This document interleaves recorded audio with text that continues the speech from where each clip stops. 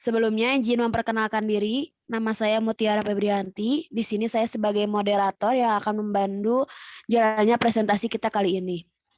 Tidak hanya saya sendiri, tapi di sini saya ditemani dengan dua kerabat saya. Yang pertama itu ada Nira Aprilia dan yang kedua ada Saras Octavia. Sebelumnya di sini kami akan menjelaskan mengenai pendekatan fungsi manajemen terhadap hasil karya keorganisasian, di mana ada beberapa poin. Yang pertama ada pengertian, yang kedua ada perspektif, yang ketiga ada kriteria, dan yang keempat ada fungsi. Untuk mempersingkat waktu, kita lanjut saja ya ke presentasi pertama yang akan dipresentasikan oleh Teh Saras Octavia. Kepada Teh Saras Octavia, saya persilahkan. Baik, terima kasih Teh Mutiara Febrianti. Di sini saya akan menjelaskan tentang pengertian. Suatu keadaan yang menunjukkan tingkat keberhasilan atau pencapaian suatu tujuan yang diukur dengan kualitas, kuantitas, dan waktu sesuai dengan yang telah direncanakan sebelumnya.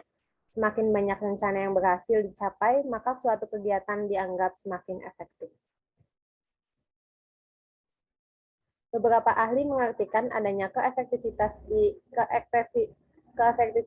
dihasilkan dari sebuah laba investasi, sedangkan manajer produksi mengartikan dari kualitas output yang dihasilkan. Ilmuwan mendefinisikan bahwa adanya efektivitas dari jumlah penemuan. Sarjana ekonomi mendefinisikan kualitas hidup pekerja dan teknik industri yaitu inovasi efisiensi.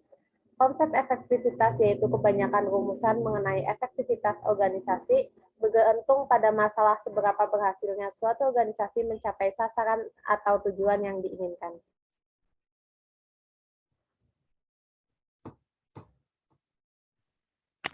Ya, baik. Terima kasih kepada Teh Saras yang telah menjelaskan atau memaparkan mengenai pengertian dari fungsi manajemen itu sendiri. Lalu selanjutnya ada perspektif efektivitas yang akan dijelaskan oleh Teh Nira. Kepada Teh Nira, saya persilahkan. Baik, terima kasih kepada moderator. Di sini saya akan menjelaskan mengenai perspektif efektivitas.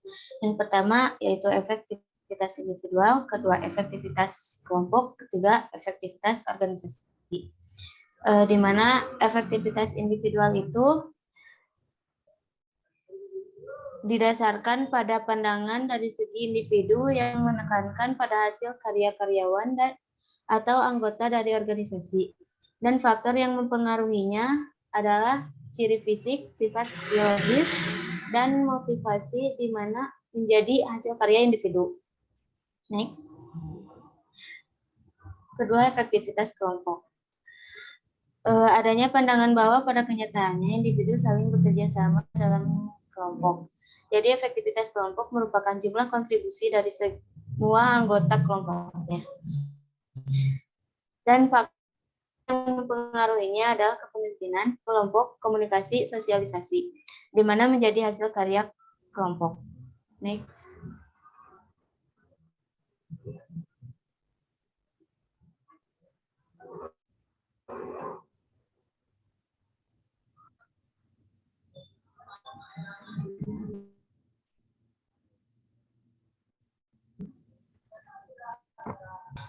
Yang terakhir yaitu efektivitas organisasi, yang terdiri dari efektivitas individu dan kelompok.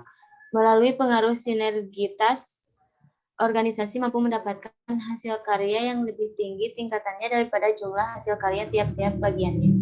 Dan faktor yang mempengaruhinya adalah teknologi, hambatan lingkungan dan peluang, kecakupan individu, serta proses imbalan.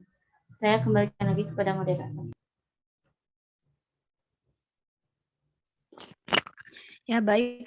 Terima kasih kepada Teh Nira yang telah memaparkan perspektif efektivitas pada fungsi manajemen. Oke, selanjutnya saya akan mempresentasikan mengenai kriteria serta fungsi pada fungsi manajemen hasil karya keorganisasian. Ada kriteria efektivitas terbagi atas 3. Yang pertama jangka pendek, jangka menengah, dan juga jangka panjang. Jangka pendek, oke next. Untuk jangka pendek, ialah produksi kemampuan organisasi dalam menghasilkan sejumlah barang dan jasa Mutu memenuhi harapan pelanggan untuk kinerja produk atau jasa dengan ukuran dan penilaian mutu berasal dari pelanggan atau klien. Dengan efisiensi rasio output dibanding input, dengan fleksibel kemampuan organisasi untuk mengalihkan sumber daya dari aktivitas yang satu ke aktivitas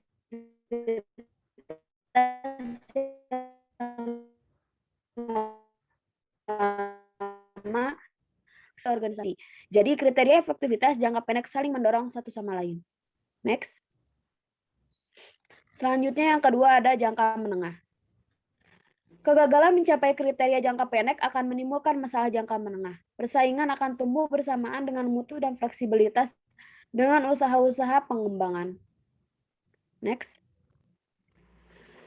Lalu ada jangka panjang, di mana untuk jangka panjang ini organisasi yang ingin terus bertahan dapat dicapai jika manajer memenuhi efektivitas jangka pendek dan menengah. Selain kriteria dari efektivitas ini, ada pun fungsi dari kriteria efektivitas fungsi manajemen